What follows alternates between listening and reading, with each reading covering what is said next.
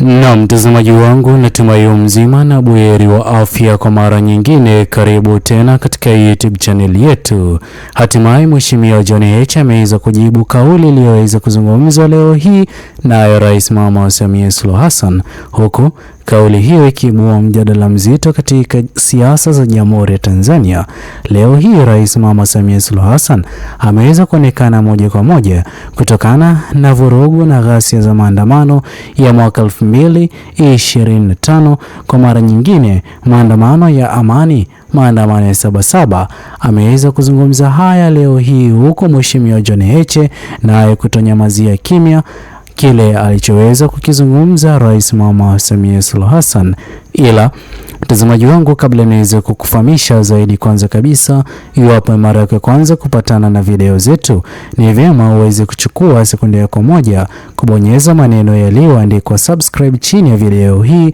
Muhimu kabisa uweze kulike na kushare video zetu ama video hii kwa makundi mawili ama matatu. Naam, mtazamaji wangu, Mheshimiwa John Heche ameweza kujibu moja kwa moja kabla ya hata masaa 24 kukamilika.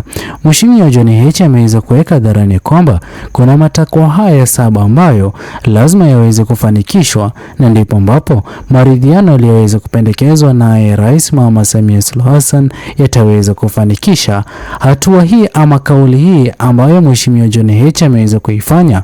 Mtazamaji wangu, kwa kweli ni habari njema kwa wafuasi wa chama Chadema, kwa wafuasi wake Mheshimiwa Lissu, kwa wafuasi wake Mheshimiwa Humphrey Polepole, na hata ikileta afueni kubwa katika siasa za Jamhuri ya Tanzania.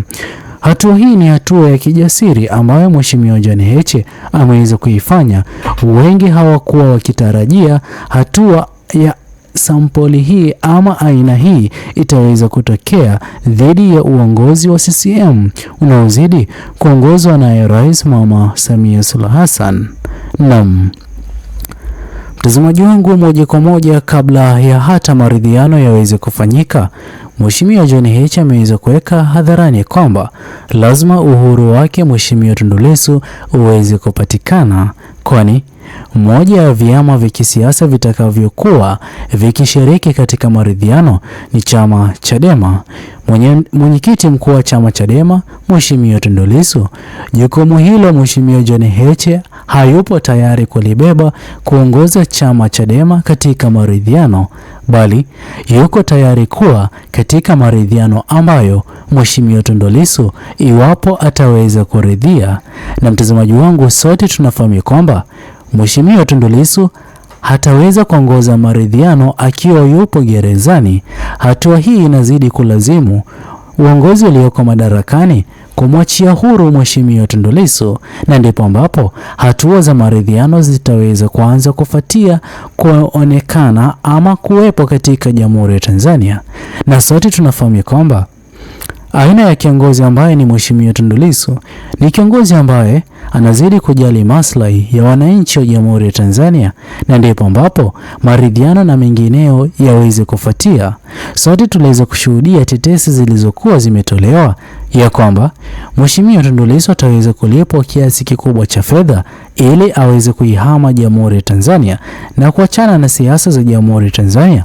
Iwapo ataweza kupokea pesa hizo, ataweza kuachiwa huru. Ila kile ambacho tunazidi kukishuhudia hivi sasa ni ya kwamba ofa hiyo Mheshimiwa Tundu Lissu haikuweza kumwokota ama kumkamata kisiasa.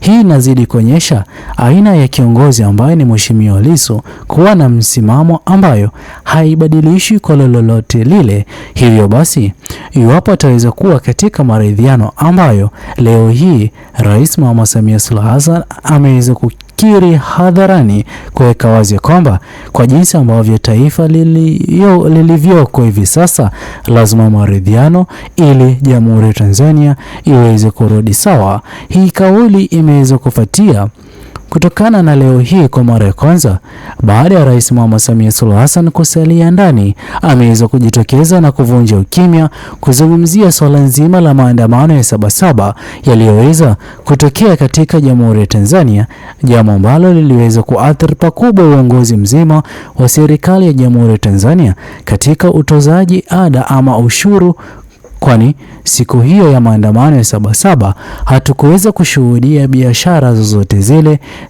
zilizoweza kufunguliwa, jambo ambalo liliweza kuathiri pakubwa uongozi wake Rais Mama Samia Suluhu Hassan baada ya maandamano hayo kulemaza uchumi.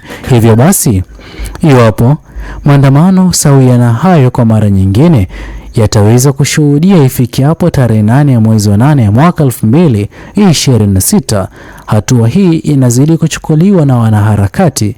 Hivyo basi, Rais Mama Samia Suluhu Hassan ameweza kuona ni vyema ya kwamba maandamano mengine ya aina hiyo yaliyoweza kushuhudiwa Sabasaba yasiweze kutokea kwa mara nyingine.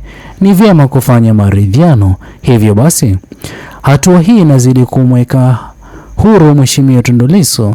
Nafasi kubwa Mheshimiwa Lissu akiachiwa huru, mtazamaji wangu, hatakuwa na nia ya kujifanikisha yeye binafsi. Hivyo basi, tusiwezi kutarajia Mheshimiwa Tundu Lissu kuachiwa leo hii na kesho yake anazidi kuongoza maridhiano.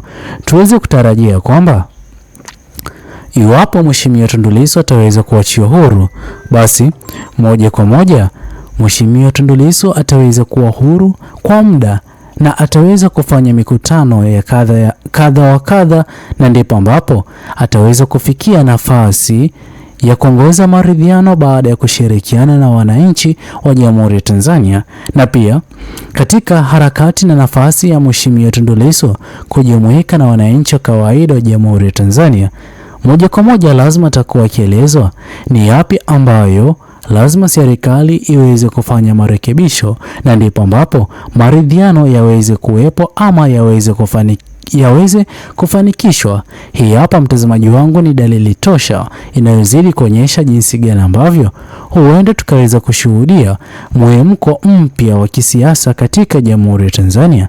Haya yote yataweza kufanyika kutokana na maridhiano yanayozidi kupangwa kuongozwa na viongozi wakuu wa upinzani katika Jamhuri ya Tanzania. Ila haya yote, mtazamaji wangu, hayataweza kuwa ni manufaa ya viongozi binafsi, bali moja kwa moja itakuwa ni aina ya maridhiano ambayo lazima mwananchi wa kawaida wa Jamhuri ya Tanzania aweze kufaidi kutokana na maridhiano haya.